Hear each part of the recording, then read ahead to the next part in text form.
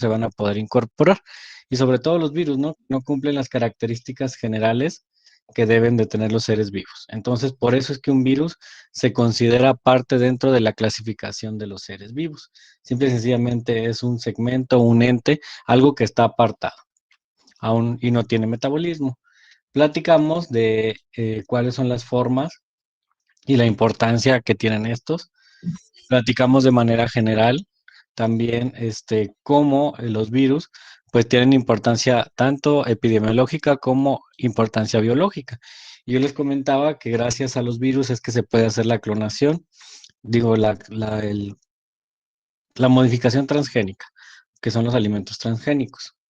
¿Sí? Vimos la clasificación de los virus, que hay de varios tipos, animales, vegetales y bacterianos, y que también pueden tener ARN y ADN, ¿no? Vimos cómo está un virus por dentro, cuáles son sus categorizaciones, que hay capsómeros, cápsides, envolturas. Vimos también los ejemplos de virus, por ejemplo, del SARS-CoV-2,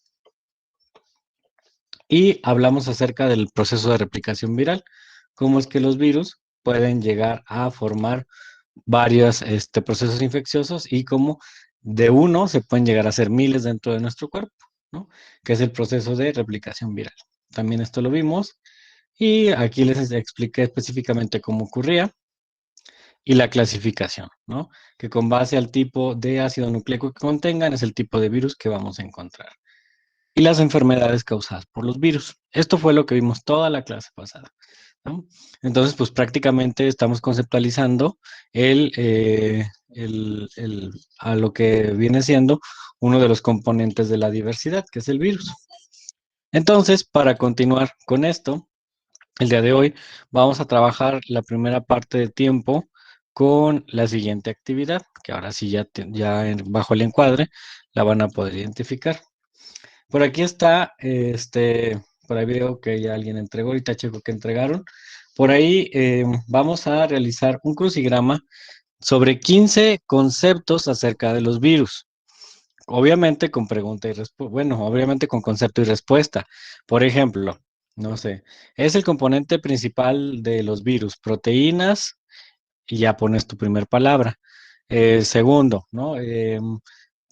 Es una forma de clasificación de los virus, o no tienen metabolismo, o X, ¿no? Entonces, con esto tú vas a poder, pues prácticamente elaborar un crucigrama acerca de lo que platicamos la clase pasada, ¿sale? Para esta actividad les voy a dar 20, son las 11:14. 11:14, les voy a dar 30 minutos. A las 11:44 hacemos el cambio de tema que va a ser hacia lo que se conoce como la taxonomía, ¿sale? Entonces, para que puedan realizar la actividad del virus. 30 minutos para realizar su crucigrama de 15 conceptos de lo que vimos la clase pasada acerca de los virus. Puedes revisar la grabación, ahí está ya cargada si quieres sacar algún concepto de lo que se platicó para que puedas elaborar tu crucigrama. Si tienen alguna duda, me preguntan y con gusto les respondo.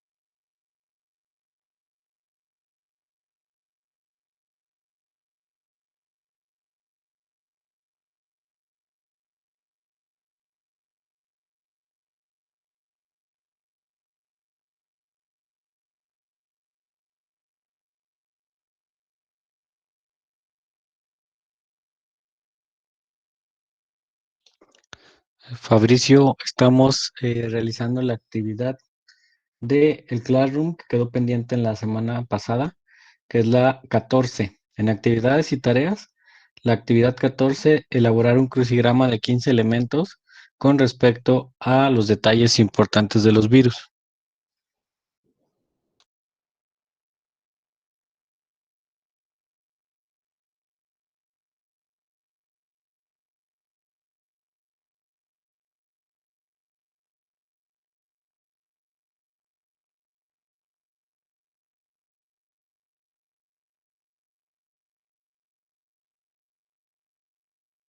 Maestro, Sí, dígame. disculpe, el crucigrama va a ser de, ¿cómo se, bueno, de qué, cuántos tipos de virus hay o de qué se componen los virus? De todo lo que hace respecto a los virus. O sea, es como una recuperación de todo lo que vimos de los virus. Puede ser de qué están compuestos, cuántos tipos de virus hay, la definición de un virus. Todo eso lo puedes incluir en tu crucigrama. Gracias.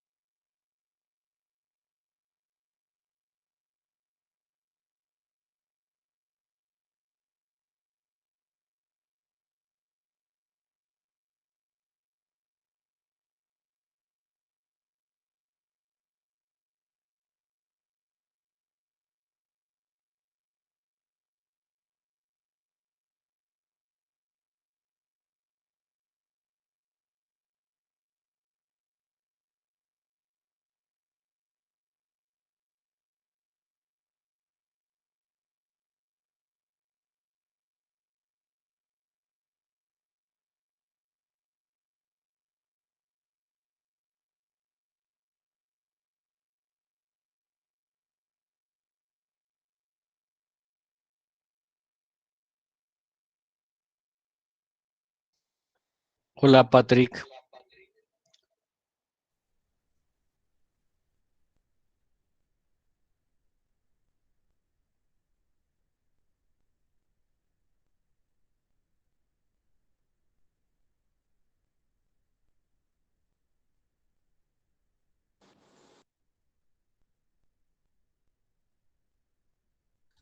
Perdón, se apagó el micrófono. Patrick, estamos trabajando con la actividad de tu Classroom, la número 3. Espérame, déjame checar que ya me perdí. Ok, en tu Classroom, en la sección 3 viene actividades y tareas.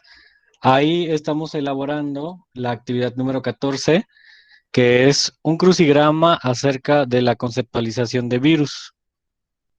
¿Qué es lo que vas a poner ahí? Bueno, en los conceptos del crucigrama debes de poner todas las generalidades descriptivas que vimos la clase pasada acerca de los virus.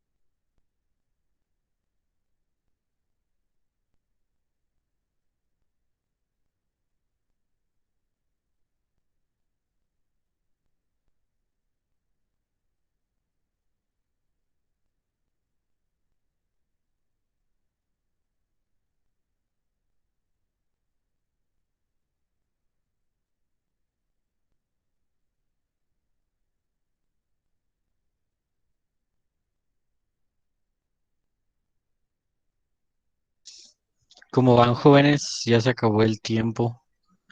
¿Ya terminaron? Ya voy, profe, que se me está Perfecto. poniendo lento el internet. Muy bien, muy bien. Bueno, 10 minutitos más y cambiamos de tema.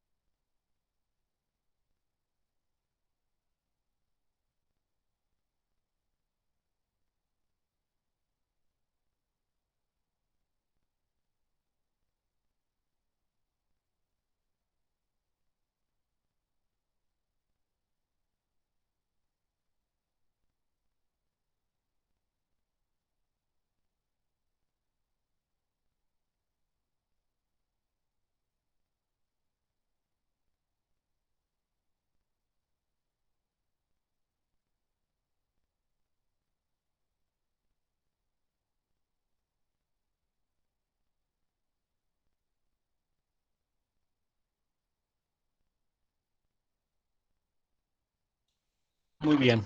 Bueno, pues vamos a continuar. Ya se nos venció el tiempo de esta primera hora de clase. Entonces, por ahí, capturan sus trabajos y los suben a la plataforma de Classroom para posteriormente revisárselos. ¿Sale? Ahorita creo que nada más tengo pendiente de revisarles lo de diversidad. Entonces, pues vamos a pasar lista a la mitad de la clase el día de hoy. Alejandro, ¿te encuentras por aquí? Alex.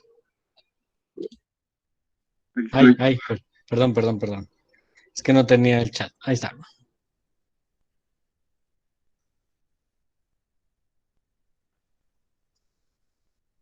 Este, Alonso Valleza, Ana Karen.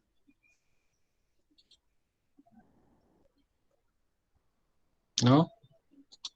Muy bien. Guadalupe, Carmen, sí la vi por ahí. Presente.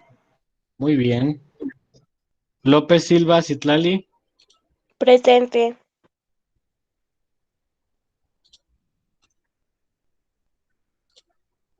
Carrión Silva, Emanuel.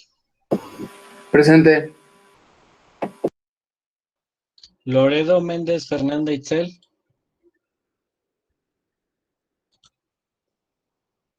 Valderas, Juan Carlos. Presente. Muy bien. Sánchez Ramos, Lucero. Presente. Te puse lenguaje incluyente, Lucera.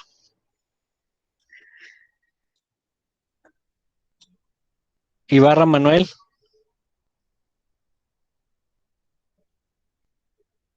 Presente. Muy bien. María José. Presente. Michelle, Carolina. Presente. Mitzi.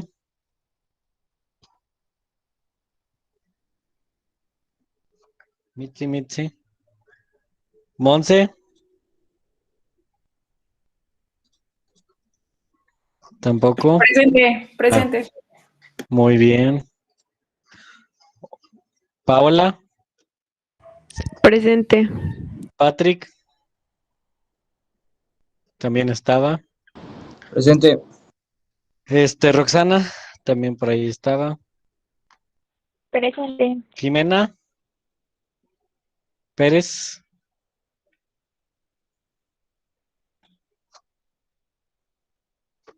Jimena, ¿no? Yeriel. Tampoco. Presente. Ah, ok. Carlos Fabricio, también lo vi por ahí, que entró. ¿Y regresaste, Carlos? Creo que no regresó. Jimena. Presente. Sí, profe, sí regresé. Y Betes, Rebeca. Presente. Muy bien. Perfecto. Bueno, como... Profe, sí estoy yo. sí estás. Sí. Perdón. Yo dije, no, ya se fue. Ahí está. Muy bien. Como les estaba platicando, bueno, estamos ahorita discutiendo los temas de diversidad biológica, ¿no? Ahí está. Entonces, estamos poco a poco, pues prácticamente describiendo cada uno de los componentes de la biodiversidad. Entonces, la semana pasada y el día de hoy, pues prácticamente abordamos que fue el virus, ¿sí?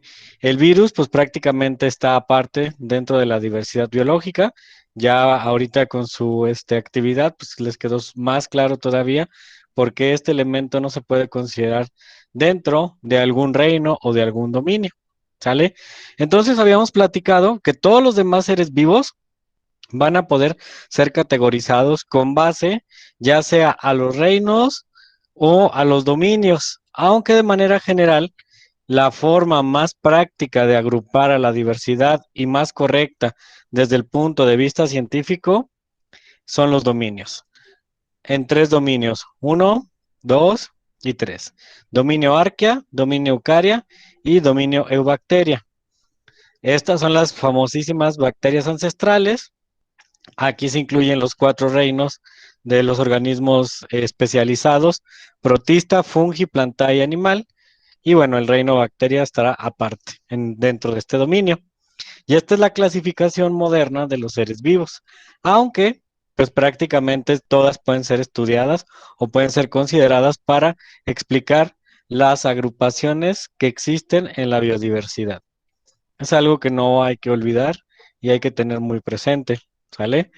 Ok, continuando con esto, pues entonces vamos a platicar un poco de cómo surge este concepto o esta idea de la taxonomía o de la organización. La forma en la que nosotros vamos a clasificar a los seres vivos se denomina como taxonomía, ¿sí? ¿Qué es la taxonomía? Son criterios de clasificación que nosotros vamos a realizar para poder agrupar a los seres vivos. Por ejemplo, aquí tienes una abeja y obviamente tú sabes, ya por inferencia, que pertenece a los insectos, al grupo de los insectos, porque tú ya puedes entender que un insecto cumple con ciertas características, ¿no? Tiene estructuras articulares de una forma determinada, tienen alas, tienen antenas, tienen ciertas características en el vientre, ciertas características en los ojos, etc., ¿no? Pero bueno, ¿cómo surge esto de la taxonomía? Pues prácticamente la taxonomía inicia desde los comienzos de la humanidad. La gente siempre ha querido categorizar a todos los organismos o a todas las cosas que puede observar. Tan es así que tiene este toque de organización que existe la tabla periódica, ¿no? En la tabla periódica prácticamente encontramos organizado todos los elementos químicos. Entonces, prácticamente así es como surge. Por ejemplo, Teofrasto en el 327 ya agrupaba plantas. Luego le seguía Aristóteles, agrupando animales terrestres y acuáticos. Y finalmente surge el primer sistema de clasificación, que es el sistema más original, que es el de Carl von Linneo. Fue el primero en publicar y difundir a nivel mundial cómo se pueden categorizar los seres vivos, de los cuales hay 2 sistemas. Uno que es artificial, es decir, que no considera las características de los seres vivos, y tú dices, bueno, son animales de agua, son estructuras de agua, ¿no? Y puedes incluir animales y plantas. Eso es artificial. Pero hay otros que son naturales. Las clasificaciones naturales dices, vamos a incluir a todos los peces de coleta amarilla, por ejemplo, o vamos a incluir a todas las abejas del mundo. Sí, hace clasificaciones más especializadas. Las artificiales literalmente son similares a los campos semánticos. Se hacen, por ejemplo, categorizaciones de manera arbitraria. Entonces aquí surge una ciencia con el tiempo que es la que se encarga de estudiar a los seres vivos. Esta ciencia se conoce como sistemática. Una ciencia que va a considerar prácticamente las características biológicas de los seres vivos, es decir, cómo están constituidos. Por ejemplo, aquí ven una mariposa y esta mariposa tiene una constitución birradial, es decir, que si tú la partes en un eje a la mitad, va a tener las mismas características del lado derecho que del lado izquierdo, o al revés, como lo estén viendo ustedes, derecho o izquierdo derecho. Pero prácticamente puedes observar, o que si la partes en un eje horizontal, también va a tener las mismas características, al menos las alas, en la parte superior que en la parte inferior. Entonces puedes observar estos patrones de caracterización. Por eso es que se llama sistemática, porque esta ciencia trata de agrupar todo en taxones. ¿Qué es un taxón? Es una especie de escalón o eslabón en la organización biológica donde tú puedes describir a los seres vivos con base a sus características generales. Por ejemplo, aquí tú puedes decir que el taxón de la mariposa son los insectos, ¿no? O sea, es lo que prácticamente se hace, ¿no? Entonces, clasificar, clasificar y clasificar. Entonces, la sistemática es la ciencia que, basada en la taxonomía, realiza clasificaciones de los diferentes sistemas y tiene una nomenclatura para que todo el mundo entienda cómo está categorizando a los seres vivos. Al igual que en química, la nomenclatura es una palabra que se aplica de manera general y hace hincapié en la forma de clasificación de los seres vivos, ¿sí? Es la forma en que nosotros podemos clasificar a todos nuestros organismos. Y entonces yo les dije que todo comenzó con Linneo. Linneo fue el primero en crear una sistemática de clasificación a la que se le conoce como el sistema Linneo. Aunque no se utiliza, algunos biólogos todavía reportan este tipo de clasificación, en donde la forma en la que tú vas a categorizar a un ser humano o a un organismo o a una planta o a lo que tú quieras ahí meter será en la siguiente eslabón. A cada uno de estos se les conoce como taxones.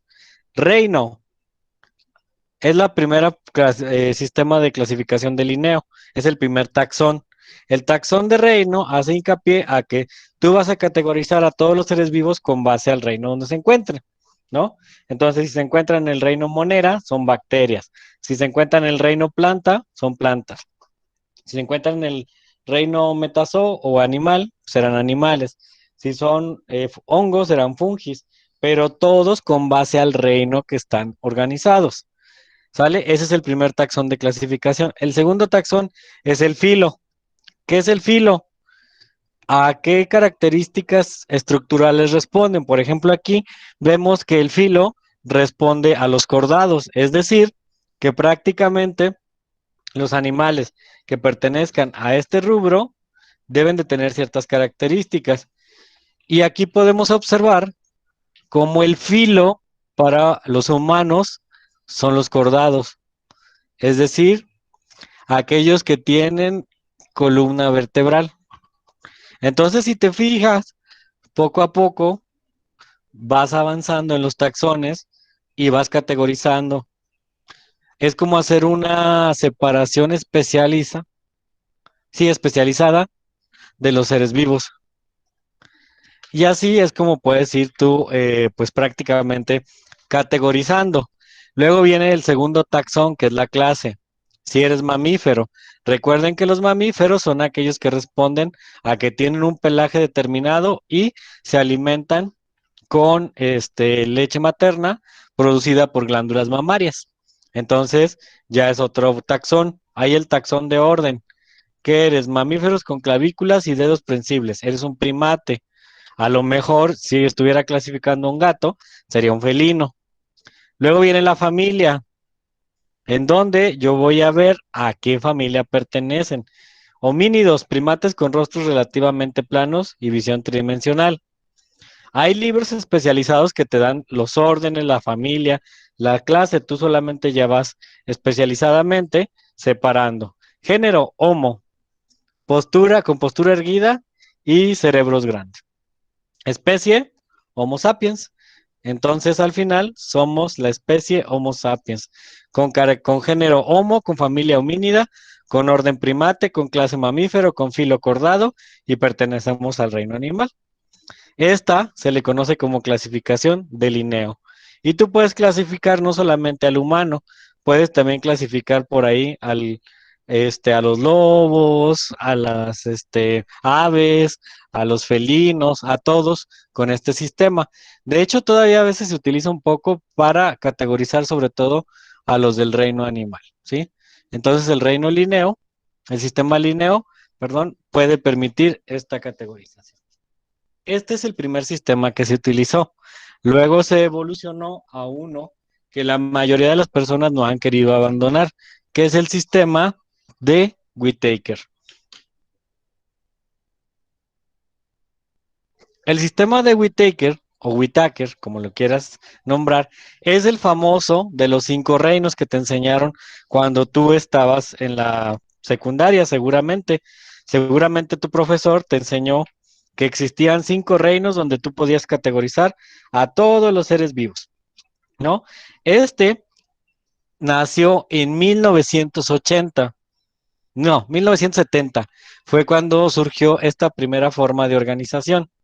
La que les acabo de mencionar de Linneo, esa fue en 1707. Entonces, si nos vamos en tiempo, 1700 a 1900, pues prácticamente pasaron una gran cantidad de años, ¿no? O sea, 1700, 1800, 1900, casi 300 años, 700, 800, casi 200 años. 200 años después, se propone en 1970 por un ecólogo norteamericano que se llamaba Robert Whittaker, de hecho es el apellido, todos los sistemas de clasificación es el apellido del autor, decide clasificar a los seres vivos en 5 reinos, entre los cuales se encuentran el reino Monera. ¿Qué es este? El reino Monera describe a organismos procariotes, bacterias y cianobacterias. O sea, aquí tú vas a encontrar procariotas, que son todas las bacterias, procariontes. Vas a encontrar ahí también a cianobacterias.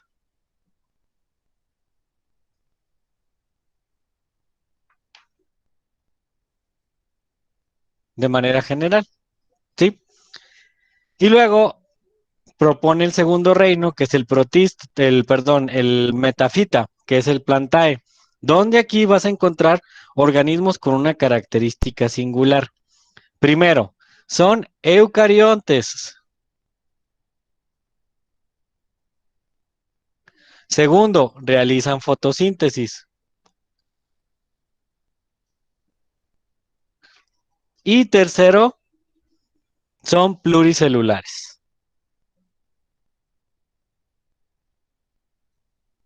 Esos son los criterios para Whittaker, para metafita o plantae, ¿sí? Que sean prácticamente organismos eucariontes, fotosintéticos y pluricelulares, o sea, las plantas. Luego propone un tercer reino, que es el reino metazo o metazoa, como tú lo quieras nombrar.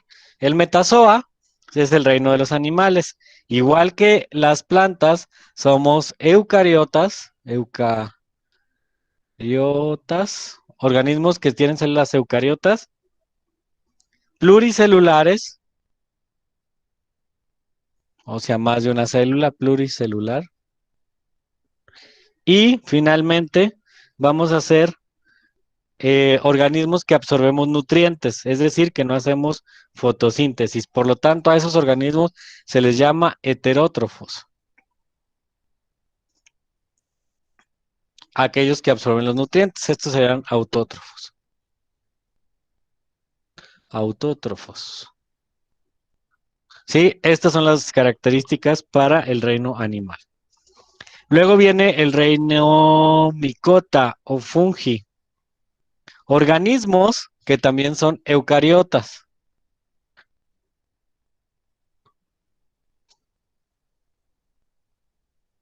Son heterótrofos.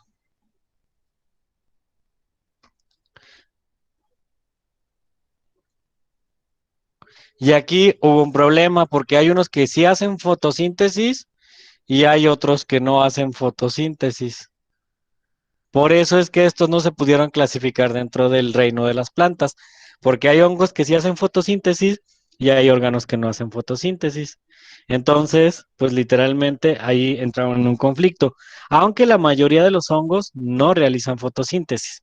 Son muy escasos los que se les ha comprobado ese proceso, pero la mayoría pues no hacen fotosíntesis. Por eso es que se les categoriza como eucariotas, heterótrofos y sin fotosíntesis. Ellos son el reino fungi o micota. Y finalmente, el último reino que Whittaker propone es el 5, que es el reino de las protistas o las algas. El protista son eucariotas, son células eucariotas, es decir, son parecidas a los de humanos, animales y plantas, eucariota. Pero tiene una característica que son unicelulares. Y el ejemplo más claro de estas son protozoarios, algas y mohos. ¿Sí? Aquí están los protozoarios. Están las algas. Y se me fue el nombre, mohos. Mo-o. O mohos. Mohos. Ahí va. Sí, estos son los 5 reinos de Whittaker. Él los categoriza así y los considera pues prácticamente como una forma en la que se pueden agrupar a los seres vivos. Y luego viene el más importante de todos. El último es la categorización actual, que se conoce como sistema de categorización de Gus. Bueno, esto no tiene muchos años. Yo creo que más o menos como en 1928, más o menos, fue cuando se propuso esto, 1930, en el siglo XIX. Había un naturalista que se llamaba Gus y se interesó por el estudio de Whittaker, pero a él lo que le interesaba era precisamente que en lugar de utilizar los reinos, se agruparan en base o con base a dominios, ya que esta tiene una categoría más amplia de agrupación. Y entonces así surgen los tres dominios que van a categorizar a los seres vivos, que son los que yo les presentaba al inicio de prácticamente la presentación, ¿no? Por aquí, déjenme regresar un poquito. Yo les presentaba la categoría de bus como principal. Dominio arquea, eucaria y eubacteria.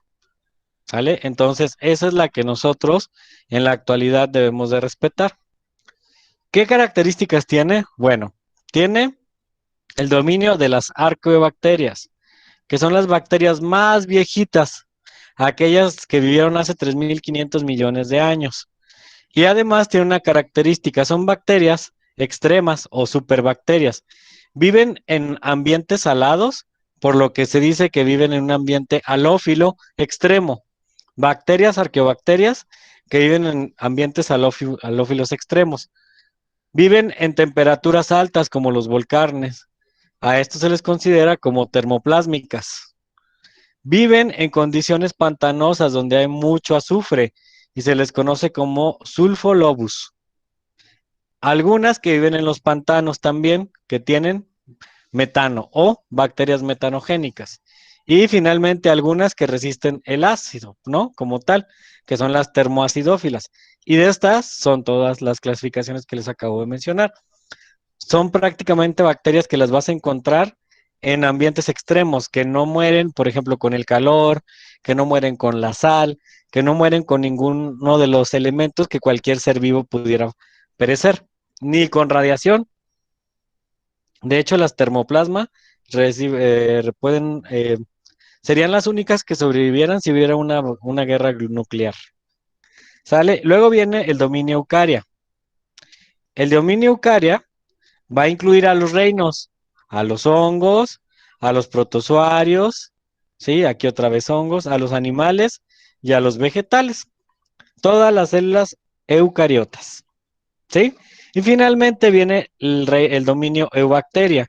Entonces tenemos dominio 1, dominio 2 y dominio 3. El dominio eubacteria prácticamente te va a describir las bacterias actuales o las más recientes, que son bacterias fotosintéticas, cianobacterias, bacterias espiroquetas, que son prácticamente las bacterias que nos enferman en la actualidad, que si la salmonela, que si la tuberculosis, todas estas que conocemos, la de la cólera, ¿sí? Pertenecen a esta clasificación. A esta estructura de clasificación en tres dominios se le conoce como árbol filogenético, ¿sale? Para que por ahí lo pongan. Árbol filogenético. Y es el que se va a encargar, pues prácticamente, de distribuir la vida. ¿Por qué se le llama árbol filogenético? Porque gracias a esta adecuación que hizo Gus, todos podemos salir de este antepasado en común y evolucionar a lo que mejor plazca en el planeta. ¿Ok? ¿Alguna duda aquí, hasta aquí de los dominios? De momento no. Perfecto. Entonces vamos a pasar con el primer apartado de la clasificación de los seres vivos. Iniciamos con el dominio eubacteria. Ahí se movió poquito. Déjenmelo alineo. Es el dominio eubacteria. ¿Qué es lo que vamos a estudiar en el dominio eubacteria? ¿Se acuerdan de la categorización? Las bacterias en general. No las ancestrales, las bacterias actuales. Entonces, para entender esto, tenemos que saber de qué está compuesta una bacteria, ¿sí? Es el primer paso para que tú puedas identificar al dominio eubacteria o bacteria verdadera. Entonces, generalmente la estructura de una bacteria, nosotros la debemos de conocer. Está la parte prácticamente muy parecida a la célula humana, a la célula eucariota, ¿no? Vamos a ver sus partes. Esto que tú ves aquí se conoce como flagelo bacteriano. Este es el flagelo. ¿Sale? Este. Y luego te fijas que aquí aparece una capa roja. ¿Sí? Esta capa roja se le conoce como cápsula. Y luego por ahí aparece una capa amarilla. A esa capa amarilla se le llama pared celular. Y luego te va a aparecer una capa verde, que es esta. A esa se le llama membrana plasmática.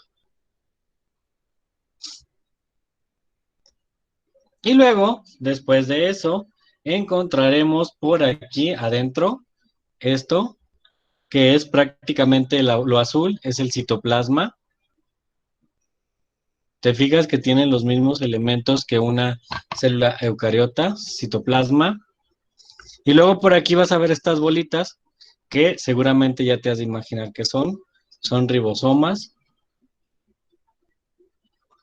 Y luego vas a encontrar estas espículas, que no son espículas, son como puntitos, y a estas palitos se les llama pilis. No solo espículas son los de los virus. Estos son como estructuras de fijación, los pili. Y luego vas a encontrar por aquí al material genético, que es el ADN. Las bacterias solo van a tener un cromosoma, que es ese. Y finalmente, este material genético que anda ahí volando se le conoce como plásmido. Y esta sería la estructuración de tu bacteria o la forma en la que tú vas a encontrar los tipos de bacterias, ¿no? Separadas. Estos son los elementos primordiales de una bacteria, que los vimos muy ligeramente en la introducción a la célula porque las retomamos aquí. De hecho, aquí vamos a explicar todo su contexto, ¿no? Creo que les queda suficientemente claro la función del ribosoma, que es producir, pues prácticamente proteínas para la bacteria. El citoplasma va a almacenar o guardar el material genético. La pared celular, obviamente, saben que es de transporte. La cápsula, esa es solamente como un cascarón de protección. El flagelo permite que se mueva, ¿sí? ¿Qué más? El ADN, pues es donde lleva a cabo sus procesos, y el cromosoma. Y el flagelo, más adelante vamos a ver que es un medio para, por decirlo así, reproducirse, ¿sí? Es una forma en que las bacterias pueden sobrevivir o pasar su información genética a través del flagelo. Se sabe que las bacterias, bueno, como les mencionaba, aparecieron hace más de 3.500 millones de años. De acuerdo a los fósiles que se han encontrado de bacterias, las más antiguas tienen 3.500 millones de años y se sabe que al menos 2.000 años vivieron solas en el planeta Tierra. Fueron los únicos pobladores durante 2.000 años. No había nada más que bacterias. Y en la actualidad, las bacterias o las eubacterias que estamos estudiando se dividen en tres grandes grupos: los cocos, los bacilos y los espirilos. Cada uno de ellos sumamente importantes dentro de la cuestión biológica. Los cocos se pueden clasificar, si están solos, se llama coco. Si están juntos, de a dos, se llama diplococo, ¿sí? Si está encerrado, se llama diplococo encapsulado. Si está en cadena, ya no se llama ni diplo ni coco, se llama streptococo, ¿sí? Y si tiene la forma de un racimo de uvas o una pantera rosa, se llama estafilococo. De hecho, así los ves en las plaquitas en vivo, en microscopio. A ver si la próxima semana les encuentro ahí a unas que tengo para que vean cómo se ven. Esos son los cocos. Bacilos, bueno, pues si tienen esta forma como ovalada, se llama cocobacilo. Si tiene una forma como alargada, se llama bacilo. Y si está así, en palitos, empalizada, se llaman bastones, así tal cual. ¿Sale? Y luego vienen los espirilos, que son bacterias que tienen pues deformaciones. Está el vibrio, que es como un frijolito. Está el encoma, que es una bacteria que prácticamente es la amiba. Sí, vean cómo tiene una colita y ahí una deformación. Están los filamentosos, que son como viboritas. Están los de hélice, que parecen un cacahuate. Están los bastones, los sacacorchos y las espiroquetas, ¿sí? Son las formas más comunes que vamos a encontrar de nuestras bacterias. ¿Sale?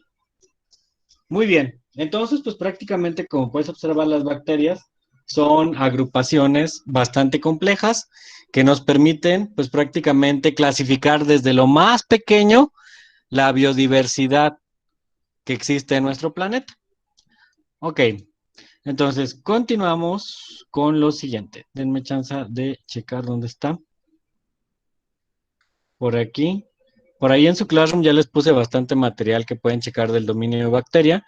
Y ahorita vamos a revisar ¿sí? Que es lo mismo que les acabo de mencionar acerca de cómo funcionan las bacterias. Déjenles comparto. Y listo.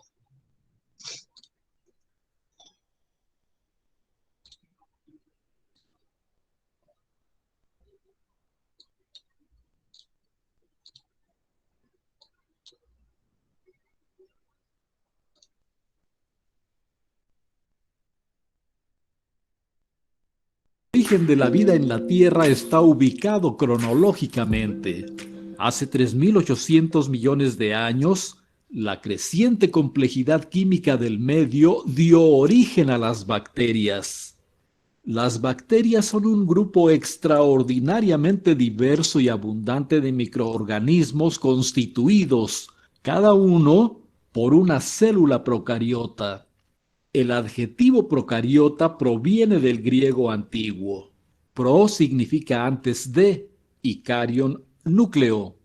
Así, una célula procariota es una célula que no posee núcleo. En el árbol filogenético, los organismos procariontes constituyen dos dominios: bacteria, que incluye a todas las bacterias, y arquea, que engloba a las arqueas. Antes del siglo XVII, la humanidad no conocía la existencia de las bacterias, pero sí uno de sus devastadores efectos: la muerte negra, la tuberculosis, el cólera y muchas otras enfermedades infecciosas arrasaban a las poblaciones. En 1683, Leeuwenhoek descubrió las bacterias a través de un microscopio creado por él y las llamó animalículos. El nombre bacteria proviene del griego bacterion, que significa bastoncito, y fue introducido en 1828 por Ehrenberg. En 1876, Koch demostró que la bacteria Bacillus anthracis causa el anthrax. En 1882, que Mycobacterium tuberculosis causa la tuberculosis. Y en 1883, que Vibrio cholera causa el cólera. Las bacterias se han propagado y adaptado a las muy diversas condiciones ambientales del planeta. Crecen en el suelo, el subsuelo, el agua, glaciares, afloramientos hidrotermales en el fondo del océano, tractos digestivos de animales, nódulos de raíces vegetales, desechos radioactivos e incluso han sobrevivido en el vacío del espacio exterior. Se estima que hay aproximadamente 2.500 millones de bacterias por gramo de suelo fértil y 1 millón de bacterias por mililitro de agua fresca. El propio cuerpo de una persona tiene más bacterias que células humanas. Por ejemplo, un individuo que pesa 70 kilogramos está conformado por unos 30 billones de células humanas y contiene de 40 a 60 billones de bacterias. Una bacteria mide de 1 a 10 micrómetros de diámetro y su estructura básica consiste en citoplasma, membrana plasmática y pared celular. El citoplasma bacteriano es el compartimiento encerrado por la membrana plasmática y contiene ADN, ARN, ribosomas, proteínas y moléculas diversas, pero no organelos rodeados por membrana ni citoesqueleto desarrollado. Los procesos de replicación, transcripción y traducción se realizan en el citoplasma. El ADN bacteriano es una molécula que forma asas en asociación con proteínas de unión para constituir un cromosoma circular único, el cual está anclado a la membrana plasmática. Además, las bacterias contienen habitualmente varias piezas circulares pequeñas de ADN denominadas plásmidos, una de cuyas funciones puede ser resistencia a ciertos antibióticos. Un plásmido que se ha incorporado al cromosoma se denomina episoma. Los ribosomas bacterianos se encuentran tanto libres en el citosol como adheridos a la parte interna de la membrana plasmática. Son de tipo 70S y están formados por dos subunidades, 30S y 50S, y en total contienen 3 moléculas de ARN ensambladas con 55 proteínas. Aun cuando las bacterias no poseen un citoesqueleto bien definido, algunas proteínas bacterianas son homólogas a las proteínas del citoesqueleto de células eucariotas. Por ejemplo, la proteína bacteriana FTSZ forma un anillo medial contráctil durante la división celular y es semejante en estructura a la tubulina de eucariontes, mientras que la proteína bacteriana MREB se extiende a lo largo de la célula y es semejante en estructura a la actina en eucariontes. La membrana plasmática o celular es la estructura semipermeable que delimita a la célula y su función mantiene las diferencias entre el interior y el exterior celular. La membrana plasmática de una bacteria es semejante a la de una célula eucariota, excepto porque contiene complejos asociados con la generación de energía, como en las mitocondrias y los cloroplastos, y rotores y estratores de flagelos, además de no contener colesterol.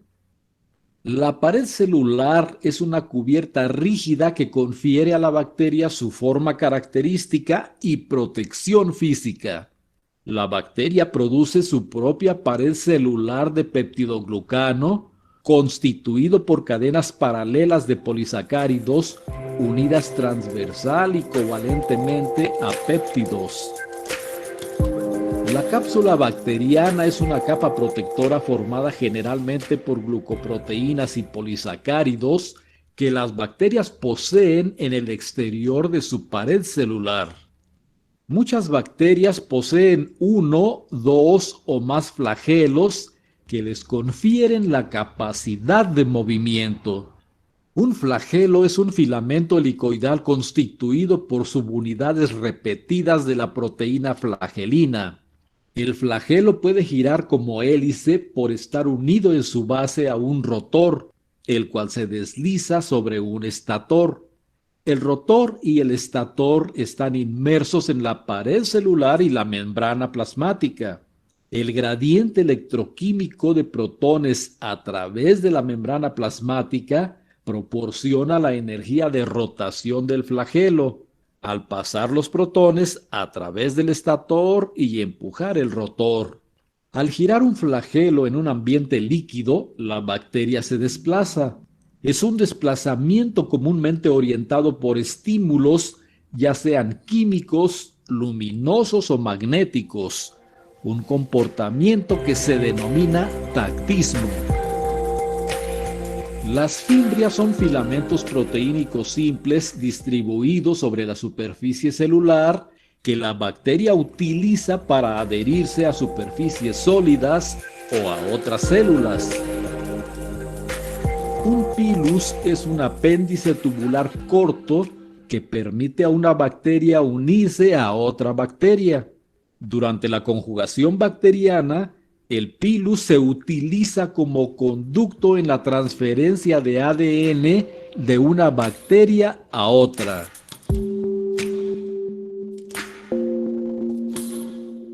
Con base en su forma, las bacterias se clasifican en 1. Cocos, que tienen forma redondeada. Si la estructura está formada por 2 cocos, se denomina diplococo. Las estructuras con forma de cadena se llaman estreptococos y aquellas que tienen forma irregular se conocen como estafilococos. 2. Bacilos. Estos tienen forma de cilindro o bastón. Y 3. Formas helicoidales. Estas bacterias presentan forma de espiral. Cuando son rígidas se conocen como espirilos. Cuando son flexibles se llaman espiroquetas y cuando tienen forma de espiral incompleto, como una curva, se denominan vibrios. No todas las paredes celulares bacterianas son iguales. La técnica de tinción de Gram consiste en la aplicación del colorante cristal violeta, cuya reacción con la pared celular permite clasificar a las bacterias en Gram positivas y Gram negativas. Las bacterias Gram positivas tienen una pared celular gruesa con numerosas capas de peptidoglucano, las cuales retienen el colorante. Algunas de estas bacterias se rodean, además, de una cápsula o cubierta gruesa y viscosa de polisacáridos, cuya función puede ser adherencia, resistencia a la desecación, material de reserva o patogenicidad. Por otro lado, las bacterias Gram negativas poseen una pared celular delgada y una segunda membrana lipídica denominada membrana externa, la cual no retiene el colorante. El compartimiento entre la pared celular y la membrana plasmática se denomina periplasma.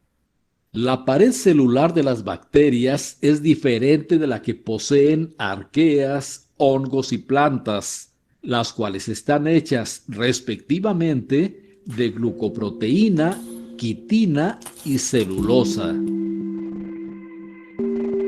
El metabolismo bacteriano es muy diverso y por convención se refiere con base en 3 criterios importantes: por su fuente de carbono, por su fuente de energía y por su aceptor de electrones.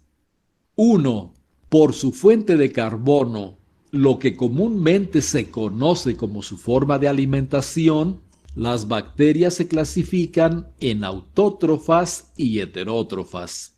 Las autótrofas obtienen carbono a partir del dióxido de carbono del aire. Las heterótrofas obtienen carbono a partir de compuestos orgánicos. 2. Por su fuente de energía, las bacterias pueden ser fotótrofas o quimiótrofas. Las fotótrofas utilizan luz como fuente de energía. Las quimiótrofas obtienen energía mediante reacciones de óxido-reducción y se pueden subclasificar con base en el tipo de donador de electrones que utilizan. Las que utilizan donadores electrónicos inorgánicos como hidrógeno, amoníaco o azufre se llaman quimiolitotrofas. Las que utilizan glucosa o algunos otros compuestos orgánicos como donadores de electrones se denominan quimioorganotrofas. Y 3. Por su aceptor de electrones, lo que comúnmente se conoce como su forma de respiración, las bacterias heterótrofas se pueden dividir en dos clases, aerobias y anaerobias. Las aerobias utilizan oxígeno molecular como aceptor de electrones, es decir, requieren oxígeno para su desarrollo. Por su parte, las anaerobias no utilizan oxígeno, sino alguna otra molécula como aceptor de electrones, es decir, no necesitan oxígeno para subsistir. Muchas bacterias son tanto aerobias como anaerobias, dependiendo de si hay oxígeno molecular en el ambiente o no, y se denominan facultativas. Por otro lado, las bacterias anaerobias estrictas son aquellas que para sobrevivir necesitan una atmósfera sin oxígeno. Las bacterias se reproducen por fisión binaria, una forma de reproducción asexual por la que una célula se divide en dos células hijas idénticas. En la bacteria Escherichia coli, el proceso de fisión binaria consiste básicamente en 1. Replicación. La célula sintetiza una copia idéntica de su cromosoma circular único. El cromosoma original permanece fijo a un extremo del bacilo y el cromosoma que está siendo sintetizado se fija al extremo opuesto. 2. Segregación. La célula se alarga entre ambos polos del bacilo, por lo que los dos cromosomas se separan. 3. Partición. La proteína FTSZ forma un anillo medial y contrae a la membrana plasmática. Se sintetiza el septo medial y la célula se divide en dos células iguales. En condiciones apropiadas, una bacteria puede dividirse en promedio cada 20 minutos. Las bacterias pueden obtener ADN del ambiente por al menos 3 formas de transferencia horizontal. Transformación. La bacteria obtiene ADN, por ejemplo, un plásmido, ya sea producido por ingeniería genética o de una célula procariótica muerta. Transducción. La bacteria obtiene ADN de un bacteriófago, que es un virus que ataca bacterias. Y conjugación bacteriana. Una bacteria donadora extiende un pilus y entra en contacto con una bacteria receptora a la cual transfiere ADN.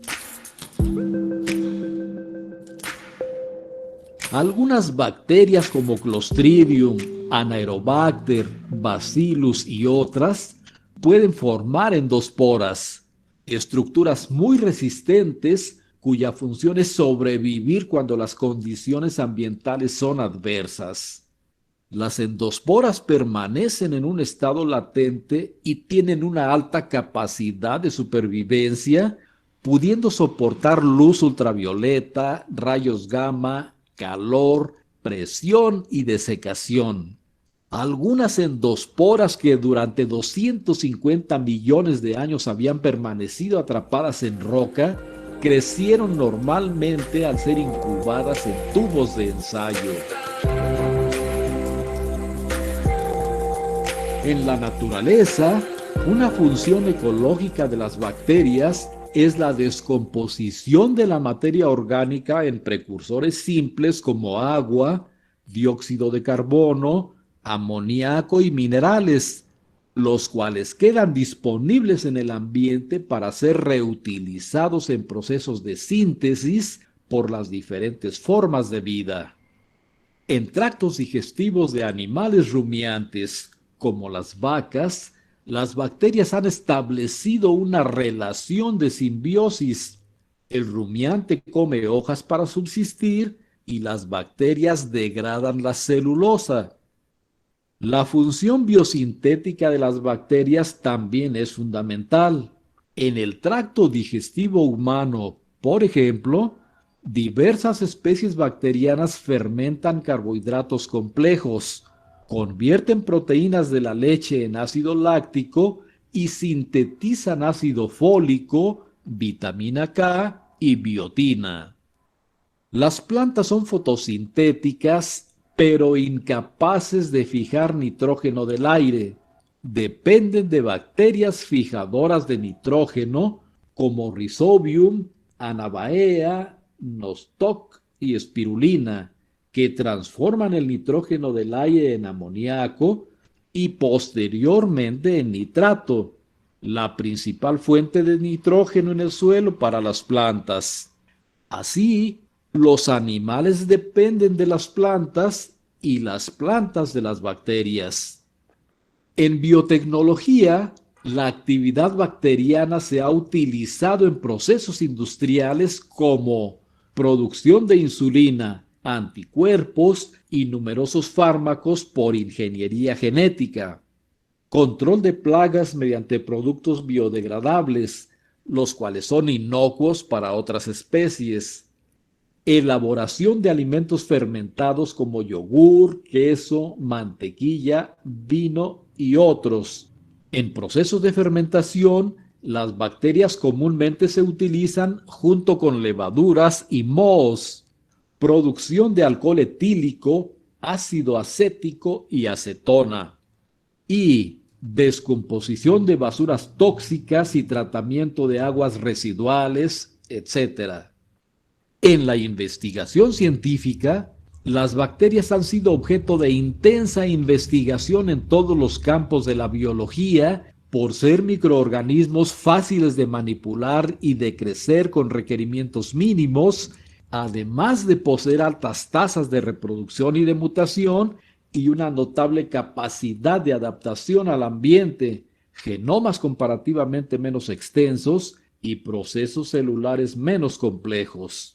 Todo conocimiento científico que se ha podido obtener de las bacterias ha servido de base para el estudio de organismos comparativamente más complejos.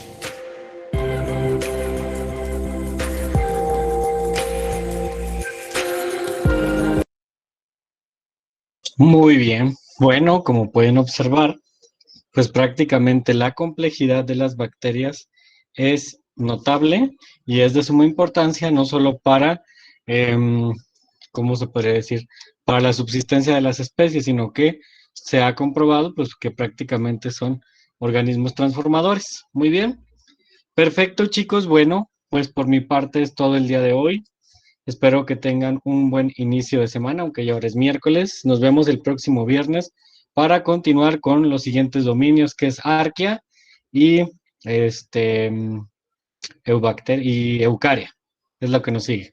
¿Sale? Entonces se cuidan mucho y nos vemos la siguiente clase. Por esta ocasión no hay trabajo ni tarea. ¿Sale? Se cuidan. Hasta luego. Que les vaya bien, chicos. Muchas gracias, profe. Gracias, profe. Adiós. Gracias, profe. Gracias, profe. Bye, bye, bye. Gracias, profe.